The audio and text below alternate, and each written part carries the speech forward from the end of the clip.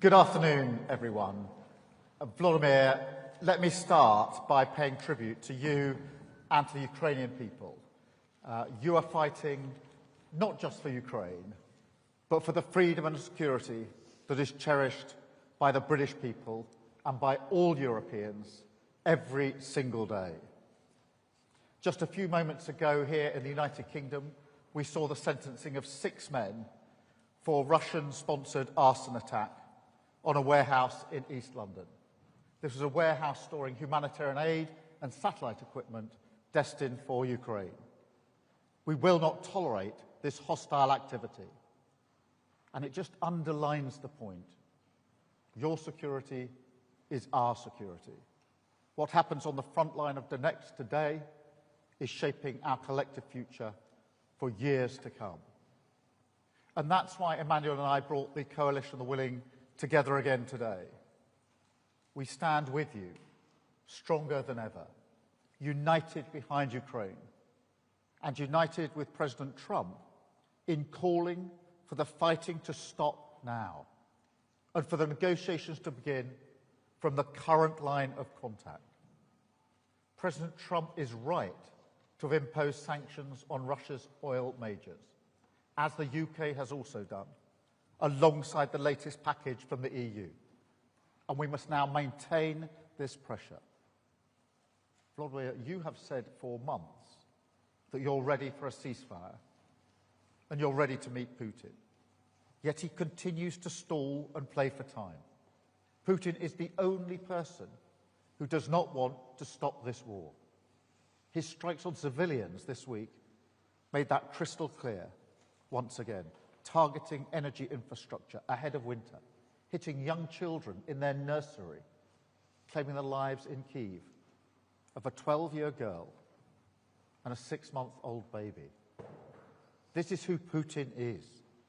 Time after time, he rejects the chance to end the war. In just the last few days, he's rejected the opportunity for talks once again, instead making ludicrous demands for Ukrainian land, which he could not and has not taken by force. Of course, that is a complete non-starter, and it shows yet again that he's not serious about peace. So we've been clear today that we must respond.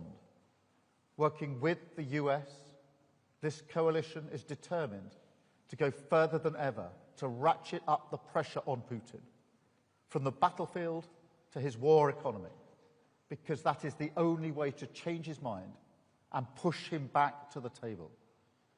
And in our meeting this afternoon, we came together around a clear plan for the rest of this year. First, we will act to take Russian oil and gas off the global market. Last week, the UK became the first country to sanction all of Russia's oil majors. On Wednesday, the US acted decisively to join us, together with further sanctions from the EU. And we're choking off funding for Russia's war machine. And I'm urging others to take these steps too, to go further to reduce their dependencies and incentivize third countries to stop buying these tainted resources. Second, we're determined to push on with the progress on Russia's sovereign assets and unlock billions to help finance Ukraine's defense. The bill for Russia's destruction in Ukraine should be paid by Russia. So we want to move ahead at speed with the work needed to deliver reparation loans and get the funds flowing to Ukraine. Third, we are strengthening Ukraine's air defense to protect its civilians and its energy infrastructure. I announced today that we're accelerating our UK programme to provide Ukraine with more than 5,000 lightweight multi-role missiles. This programme has created hundreds of brilliant jobs in Belfast, and they're working now to deliver an additional 140 missiles ahead of schedule to bolster Ukraine's defences through the depths of winter. Fourth, we will keep up the military pressure on Putin through the continued provision of long-range capabilities. And finally, while now is the time to prioritise pressure, we're also continuing our work on security guarantees, including the multinational force Ukraine, to uphold a just and lasting peace when that day finally comes. Because, and I say it again, Ukraine's future is our future. What happens in the weeks and months ahead is pivotal for the security of the United Kingdom and all our allies across NATO and beyond. So we are determined to act now, to dial up the pressure on Putin and finally bring him to the negotiating table in good faith. Thank you. Now let me hand over to my friend Vladimir. Thank you so much, Carol. Ladies and gentlemen, dear friends, Kier, Mette, Dick, Mark, and everyone here, thanks you for today's meeting, today's coalition. These are two important days for us, very important. Today, the meeting of the Coalition of the Willing in London, and the day before there was an EU leaders meeting in Brussels. I thank you guys for all the support and your readiness to keep helping. And today, all the partners confirmed that next year they will continue to support Ukraine, our country, our resilience, especially the financial support, which is crucial. And today, the new Prime Minister of Japan joins the coalition for the first time, and all the signals are clear. Thank you. We all see the challenges these days, and the Russians are carrying out a campaign of terror against our energy system, and they really want to make the winter cold a tool of torment and pressure on Ukraine, our people, and on our defense. And Russia's goal hasn't changed. They want to break us, want to break Ukraine, and they are doing everything to achieve it. So that's why our defense means everything that truly stops Russia from killing, destroying, and terrorizing. First, air defense, and today we spoke in detail with our partners about the systems. It's important that our partners focus on what's most practical and effective, and we gave all the details. Second, of course, it's important that everyone agrees the front needs substantial attention, and the focus must be on it, and thank for all the steps of help. And third, we are promoting a more meaningful approach to diplomacy. Diplomacy matters only when it can lead to real decisions. And when it comes to Russia, that dish has many ingredients. The essential ones are real forms of pressure on Russia, sanctions, our long-range capabilities, political pressure, accountability for war crimes, and real actions regarding Russian assets. Today we all agreed sanctions that hit Russian oil infrastructure, Russian oil companies are a big step, and I thank President Trump and all our partners who are implementing this. And we have to apply pressure not only to Rosneft and Lukoil, but to all Russian oil companies like Surgutneftegaz and others, and to the shadow fleet and its infrastructure, and to Russia's oil terminals. And we have to implement all we have discussed today about the Russia's shadow fleet. Besides, we are carrying out our own campaign of pressure with drones and missiles, specifically targeting the Russian oil sector. So the long-range capability directly strengthens diplomacy, the more losses Putin suffers on his own territory. The fewer assaults he can carry out on the front line, and the faster he will agree to meaningful diplomacy. That is why we are working to secure Tomahawk cruise missiles, additional Storm Shadow missiles, other capabilities. Thank you very much, Kier, for today's decision. Thank you for your support that you said, and about long range. And there must be no option left for Russia except to end the war and return peace to our country. And of course, I also want to thank our partners for working with us to produce weapons, for investing in our country, for joint projects, and for the agreements we are now implementing. And one more point is Pearl program. I thank for each contribution.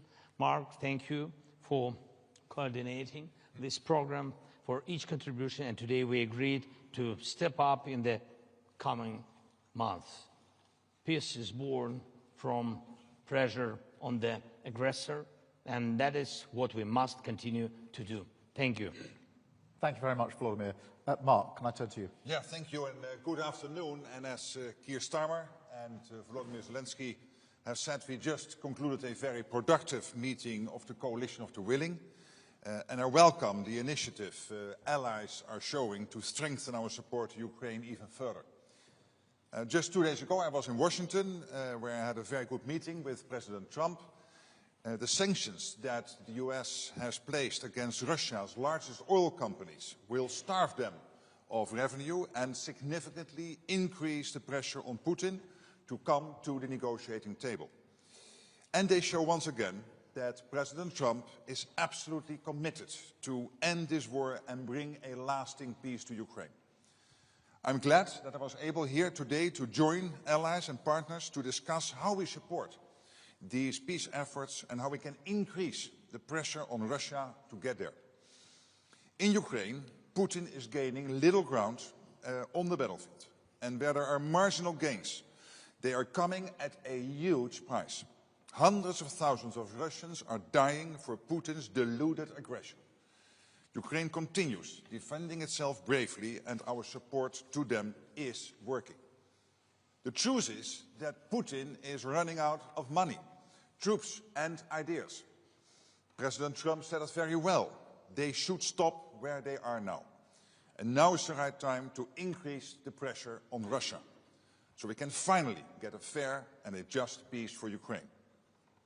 I therefore welcome the recent announcements by European allies and Canada of additional military aid to Ukraine. The developments on the battlefield show that our support to Ukraine is working, and we need to keep it up. We need to pair this support with sanctions and economic pressure, and the EU's 19 seconds package against Russia is another good step in this direction. On both sides of the Atlantic, we want this war to end. And the good discussions this week in Washington, yesterday in the European Council, and now in London indicate we are moving in the right direction. Thank you so much. Mark, thank you so much. Mette, can I come to you? First of all, thank you, Keir, for hosting us today, and thank you, Volodymyr, for joining us yesterday in Brussels in a meeting with the European Council, and today in the Coalition of the Willing. It was Putin that called President Trump some days ago because he was scared that Ukraine would get the upper hand. Yet he rejected Trump's proposal for a ceasefire along the current front lines, a suggestion that we support, and same goes for you in Ukraine.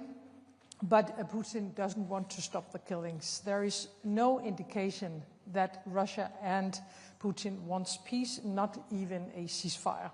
And Russia continues its hybrid war against NATO and the West.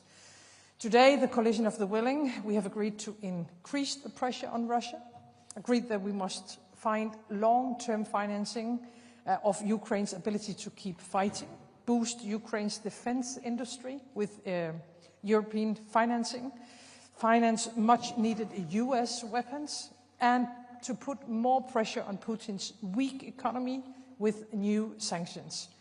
I think this week we have taken significant steps with EU's new sanctions package, targeting Russian energy sector, the shadow fleet, and much more. United States have now sanctioned, as we already have heard, Russia's 2 largest oil companies. And already last week, the UK, announced sanctions targeting those companies as well. I think Putin's strategy has been to wait for us to stop, at some point to give up. But of course, this will never happen. So once again, we have today agreed to be united in our efforts and our promise to to you, dear Volodymyr, and to Ukraine and to all Europeans is that we are willing to continue, of course. Thank you so much. And then to you, Dick, please. Thank you, Keir, and thank you for hosting the Coalition of the Willing today. And Volodymyr, thank you for being here as yesterday in the European Council. And both meetings had the same purpose, peace. And in doing so, and making sure that that will happen, we need to keep Ukraine in the fight, as everyone more or less stated today in different words. We need to maximize support to Ukraine. And Ukrainian needs have to be leading in that. What we see is that Russia is the only party rejecting a ceasefire, circumventing all diplomatic initiatives and continuing to attack Ukraine. The only way to persuade Putin to engage in serious talks is to increase economic pressure on Russia and our support for Ukraine. This week, important measures were taken in the EU and the US, and coordination for further steps we could take is necessary. First of all, on sanctions. It would be good if the EU were to copy the US-UK sanctions against Lukoil and Rosneft. We must also do more to dismantle the shadow fleet systems, and the Netherlands will take its part when it comes to the North Sea.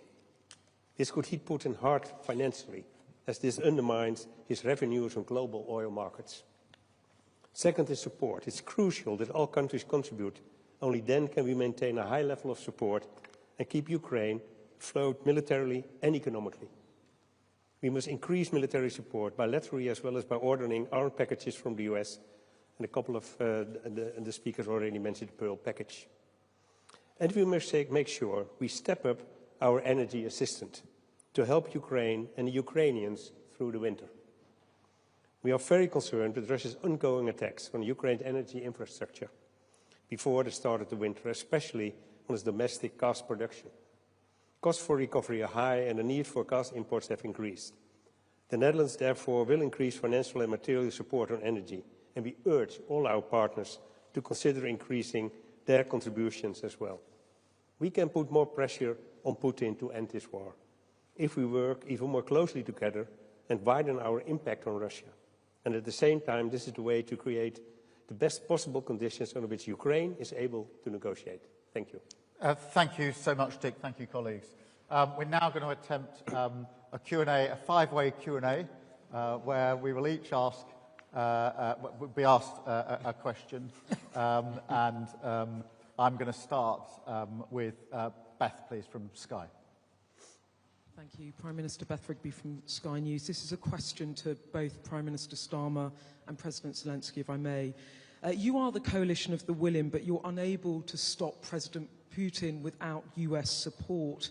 How disappointing is it that President Trump won't at the moment provide long-range Tomahawk missiles? And is the President right when he says you'll hopefully be able to get the war over without them? Can you? And PM Starmer, if I may, this domestic question. Overnight you suffered a disastrous election loss in Caerphilly, a seat that's been a Labour-held seat for over a century. Was it a gut punch for you? And if you can't turn this around in the Senate elections next May, will you have to go? Thank you very much. Thank you, Beth. Let me start with the question of Ukraine, because it is really important that we address the support that we're all able to put in, particularly as we go into the winter. And here we have the Coalition of the Willing today, you had the EU yesterday, but we are all working with President Trump, and therefore we're all working as one wider coalition here in relation to the support we need to put in for Ukraine. On missiles, we've put in more missiles from the UK in recent days and weeks, and pushing the case for long range. It is really important that we do have long range, and those discussions are ongoing. And of course the protection of energy, because Putin is attacking the energy in Ukraine, and that needs protection. We've had discussion today about how we can stop those attacks and how we can better protect those energy supplies. On the question of the US, what's happened this week is really significant. I think on the sanctions package and the bearing down on oil and gas, this week has been a very significant week because we went early with the measures that we, the UK, took. President Trump came in with really important measures that have had a real impact. And then, of course, the EU followed in with a further package of sanctions this week as well. And I think if I was to pick out one thing this week that was of most significance, it would be the combined impact of those packages. Not only because of the impact they have on the Russian economy and the pressure that they put on, but also because they demonstrate the point that whether it's the coalition of the willing, the EU or the US, we are all coordinating clearly in our efforts to support Ukraine and effectively doing so. The other thing I would point to is the progress made on Russian assets. Yesterday the EU took a very important step forward and there was absolute clarity in this afternoon's meeting that we need to see that progress come to fruition within a short timetable because that would be a really material further support that we can put in for Ukraine. So when we said that the ambition really this week, if you like, is to take Russian oil and gas off the global market, we've taken a significant step forward.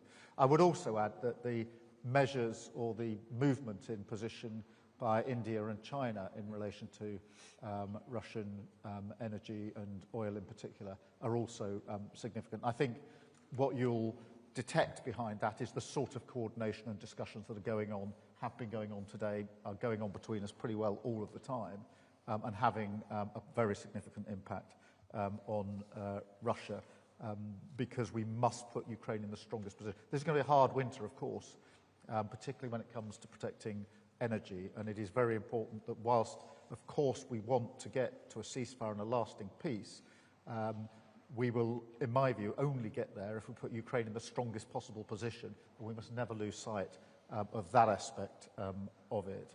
I mean, I'm really pleased to see the coalition of the willing so determined and united on this. Of course, to some extent, the coalition was set up to answer the question, what about security guarantees? But to see this wider coalition now working in a coordinated way, I think it really reinforces why the coalition of the willing is so important.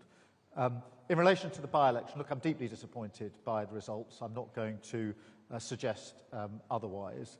I spoke to the First Minister this morning, and clearly we need to reflect and regroup and double down on the delivery in Wales, and we clearly need to do much more. Vladimir, can I pass over to you on the first issue? Thank you very much for the question. So, first of all, we're not finding and we're not searching the way how to stop Putin and how to finish this war without the United States. So our plan is to make strong steps together. That is the plan, by the way, of Putin. He wants to divide us, to make us weaker. And that's why I think that we have to do everything together. First, of course, pressure on Putin, but really practically. First, sanctions, and you see 19th package and oil pressure from the United States. And I think this is a very strong step. The second point is long-range pressure between us. From the very beginning, it was about our drones, our long range. Then, God bless, we had such partners like UK and France, and the partners gave us Storm Shadows and Scalps. Then, only after that, United States joined us, and we began to use ATACMS. Not big number, but in any way, it's about together. Yes, and now we count on some more strong instruments, but we will see. Yes, then about air defense. Again, it's about together decisions. We really don't have something which can destroy ballistic. That's why Americans helped us, but also Europeans, because firstly, Europe delivered Patriot systems, but United States, they did it together because United States gave licenses for this. Yes, but I hope that we will in any way we will find a way how to produce our own systems. We have to do it, and I think this is the most important thing, that politically it's very important to go together. That what about coalition are willing, and the result at the end will be security guarantees. And again, with the security guarantees, we need to have United States. This is very important. Thank you. Thank you very much. Vladimir, I'm going to pass over to you to call your question, please. Thank you so much. Highly prepared. Валерія Пашко, доброго дня, Суспільне.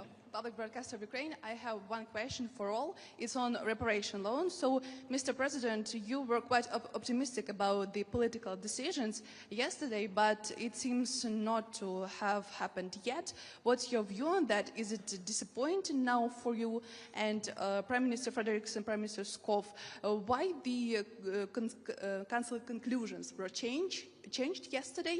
Like the leaders didn't give the green light to the Commission to develop the legal framework for these reparation loans. What would the discussion look like yesterday? And Prime Minister Starmer, for you, is the EU could join to share this financial burden, because the EU aims to bring on board all the G7 countries? Thanks. Yeah, I will begin. Thank you. So I think that the decision with Russian frozen assets is crucial for us, and but I think that there are 3 steps in this question with frozen assets. The first one is political decision, then practical decision, and then implementation. And I think that yesterday we've got political decision. That's why I think this is positive signal. Then practical decision. We hope that we can get it to the end of this year. And only after that, implementation. So that's, God bless, we can have at the very beginning of the year. But we will see. Thank you. Meta probably makes sense. Yes, let me be very clear. I think the idea of a so-called reparation loan is good. I haven't seen any alternative. And the idea of letting Russia pay for the damages they have done in Ukraine is the only way forward. Of course, there are some technical questions that has to be answered. There are a lot of details that we have to work on. But first and foremost, this is a political decision and a political choice. I support the idea totally, and I think we have to work in a way that we have a solution before Christmas Eve, so we are able to ensure that we can finance Ukraine for the next years. I know some colleagues find this way forward more difficult than I do, and we have to solve the problems, but I also have to say, what is the alternative? The alternative is not to let Russia win this war, and the alternative is not to ask all the Europeans to pay instead of Russia. So we need to solve the technical issues. I am sure that we will be able to do that, and then we will hopefully, I will work for that, have a decision before Christmas Eve. Dick, did you want to? Yeah, thank you. And of course, I fully agree with Mette. But let me just add a few points. The political decision yesterday was made, and that's very important, that we are going to financially support Ukraine in 26 and 27. And that's an important decision we made yesterday. It's important for Ukraine, it's important for the European Union, it's important for all our partners. Then the second issue is that we talked about, and I think this is an important issue. Of course, you can say it's the technical or financial, but there are risks, and we talk about mutualization of risks. And I heard a lot of countries and leaders yesterday say that they want a guarantee. And that's important because we have to share the risk, and it cannot be only put only on Belgium. And then third of all, I hope, just as Mette said, that we come to an agreement on the technical workout of the reparation loan, because financially it's going to be important, but also politically it's important to hurt Russia, and therefore I'm much in favor. Thank you. Just linking the two, if I may. Firstly, the political decision that was made yesterday by the EU is really significant, and we shouldn't lose that. The question of the Russian assets has always been complicated and difficult, and there's no pretending otherwise, and it is really important that the detail is worked through.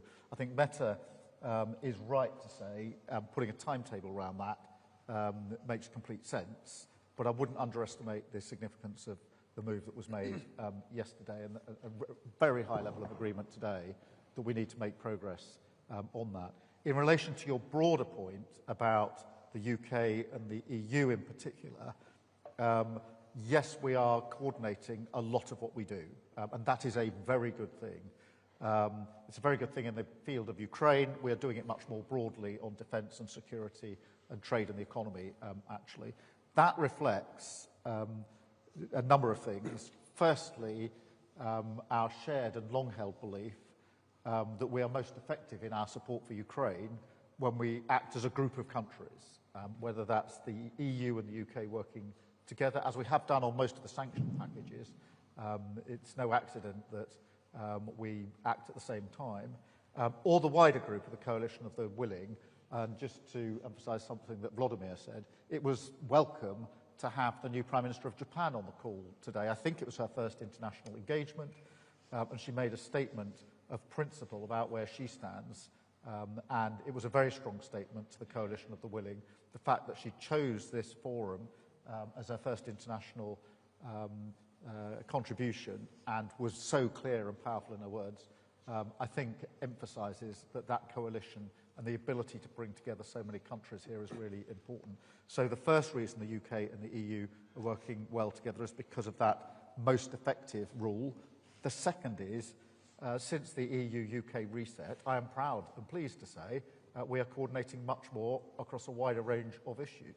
We live in a world where there are many, many challenges, many opportunities, and my strong view is that when the UK and the EU are able to work together, as we've shown we are able to, we're better able to meet those challenges. And of course, having Mark here heading up NATO gives you a sense of the depth of the group of countries now working together really pretty effectively in relation to our defence of Ukraine. Thank you very much. Mark, I'm going to ask you to call your question. Yes, I believe that Reuters will ask me a question. If I'm wrong. Hi there. Yes, it works. Alistair Smout from Reuters. Secretary General, after your talks in Washington this week, what's your impression of the chance that the US will give Tomahawks in the end, or is it time for other countries to step up? To Prime Minister Starmer, why hasn't Britain signed up to NATO's Pearl scheme to buy US weapons to give to Ukraine? Is it because the Ministry of Defence is running out of money? And to President Zelensky, I know you said that you wanted everyone to move together on long-range missiles, but while you convinced President Trump to give Tomahawks, would you like European countries and Britain to do more on long-range missiles? Thank you. Well, on your first question, when this came up in my meetings on Wednesday in the White House, I also said that it's up to each ally to decide which type of weapons they want to deliver to Ukraine. And it's really a decision by each of the individual allies. And I've also said this before, and this is not new, that Ukraine has the right, obviously, to defend itself, particularly, of course, against all the attacks by Russia. And that includes striking targets in Russia with long-range weapons. Now, when it comes to the US, let's not forget, the US is providing, as we speak, a wide range of weapons to Ukraine, including high-end weaponry like Patriot systems, HIMARS and ATACMS. What happened since July? There was a risk that somehow maybe that flow of weaponry from the US into Ukraine would somehow become a little bit smaller, that flow. But luckily, in July, the President decided, President Trump, to really open the floodgates again when it comes to lethal and non-lethal weapons into Ukraine. Crucial stuff which only the US can provide. For example, interceptors for Patriot systems, defending innocent civilians in Ukraine and protecting crucial civilian infrastructure in Ukraine. And what NATO has done with our allies, we organized the whole thing because the US said we are going to provide it but paid for by allies. So we have bundled that together. The Netherlands was so kind, maybe because I'm from the Netherlands, but they were so kind to immediately buy the first package, and then others have followed. So billions have now been committed and the stuff is now flowing into Ukraine. Crucial gear again, which only the US at the moment can provide, because it is never, it's not in the stockpiles of Europe or wherever. So that's happening now, and we are working very hard to make sure that that flow will continue to the tune of about $1 billion or a little bit over $1 billion a month. And then on particularly the Tomahawks, of course, the President and I discussed that. The issue remains under review by the President, and again, it's up to the US to decide. Look, in relation to the UK's position, our support for Ukraine is very clear, and it's been there from the start. And we've made a huge contribution, whether that's financial or in particular on sanctions, the work we're doing there to bear down the example I've given of what we've done just this week. Also on capability, whether that's drone co-production, which we're working on at the moment, or long range, and many other aspects of capability. And in the liaison work that we have operating with our Ukrainian colleagues. So we're very clear about the support that we're putting in. And the reason for that is not just because this is about Ukraine's freedom and sovereignty, but because it's about the freedom that we all have across Europe. This is, of course, a fight for Ukraine's future and sovereignty, but it's also a fight for Europe and for the United Kingdom. And therefore, this isn't simply an act of us working with Ukraine solely for Ukrainian benefit. We are working with Ukraine for Ukraine, of course, but also for the benefit of all the rest of us. Thank you very much. Mette, can I come to you? I don't have any. You don't? Okay, great. It's a good thing Beth didn't know that to start with, although I should have definitely had another question. Dick, can I come to you first? Yes, and the question is going to be a surprise, that's I'm sure. AMP, or in good Dutch. Sorry, I thought it was to reply on what you were asked for. No. My apologies, Mette. Sorry, of course. Danmarks Radio. Yeah. No. I thought you wanted me to reply on questions for you. I'm so sorry, Mette. Danmarks Radio. Yeah, apologies. But also for you, Prime Minister Starmer. You say you want to take Russian oil and gas off the global market to put pressure on Putin. But since the beginning of the war, the EU countries alone have bought Russian energy worth more than 215 billion euros. Doesn't this proposal come 3.5 years too late? And also for you, President Zelensky, what do you think? Do you think this comes too late?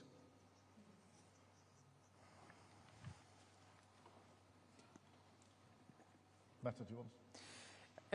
Does it come too late? Yes, it does.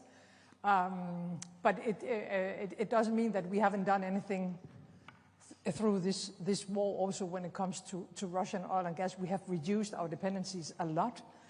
But of course, all what we want to do is to ensure that Russia's economy is weakened, and that we put Ukraine in a strong position as possible. So I'm happy about the sanctions. I'm happy about the decisions we made only a few days ago to get totally out of Russian oil and gas. That was a very important decision. And now we simply have to continue. And I'm very pleased that for the first time we have a combined pressure on Russia between UK, between the European Union, and between US. So I think right now we are taking the right decisions. But of course, I would have hoped that Europe would have said goodbye to Russian oil and gas already years ago. Thanks so much. Better now than never. So we are very thankful to partners, to Europe and to the United States, with sanctions on Russian energy sector. What about us? We began to fight against Russian energy with our sanctions. It was long range. We could do only this. So, but now it's great that we can use such instrument like sanctions. Thank you. Just picking up on this. Look, I think it's important when we say we want to take oil and gas off the market, that we're describing an end of a process, not the beginning of a process. So this isn't the first time the Coalition of Willing, the EU, and others have come together to take action. It's where we're getting, I hope, towards the end of the process where we will take it off the market. Therefore there's been months and years of our work actually on this. And I think it is really important that we continue to bear down. There are some countries which, in my view, should be moving a lot more quickly in relation to this. And obviously, that's a point that we make on a regular basis. But this is a description of what I hope will be the end of the process, not the beginning of the process. Thank you very much. And Dick, can I ask you to... Yeah, I try once again. Yes. It's still the same person. Yeah, it's still the same person. Lucky for me. Yes. To Prime Minister Schoof, President Zelensky is very clearly asking for more military support, specifically long range. He hasn't been able to get that this week. The Dutch government considers itself to be a front-runner in supporting Ukraine. Why is it so difficult to significantly increase this kind of support? And President Zelensky, do you need allies like the Netherlands to increase their support? And has this week been disappointing to you? Well, thank you for the question. And I think it's, as you said, we are front-runner for a long time. I think that's very important. It's something that the Prime Minister of the UK just mentioned as well. I mean, we do this because we absolutely believe, of course, that we have to support Ukraine and the Ukrainian people in their fight against the aggression war of Russia. But at the same time, it's so important to support, and we must never forget, that it's also about freedom and security in Europe, and therefore also for the Netherlands. And I want to underline that again, once again, because sometimes people forget. So it's not a war far away, it's a war close by. Yeah. Having said so, I think we do everything we can to support Ukraine, whatever it takes, and that also in relation to long-range weapons. Even the Dutch Parliament would agree, did agree actually, in favor in a motion in the Dutch Parliament. So I feel very comfortable in trying to work together with Vladimir and the countries, wherever they are, that want to help, and to make sure that we do everything we can. Thank you. Thank you very much. And first of all, really, we are thankful to the Netherlands, one of the biggest donators in Europe and in the world. It's true. I think this year you donated more than 4 billion. Yes, it's a big amount, really. I understand that it's not simple, yes, for any kind of country, but really we are thankful for this. But in any way, I'm very thankful for your questions to partners. Thank you very much. Thank you. Thank you. We need to go off in reverse order. Right.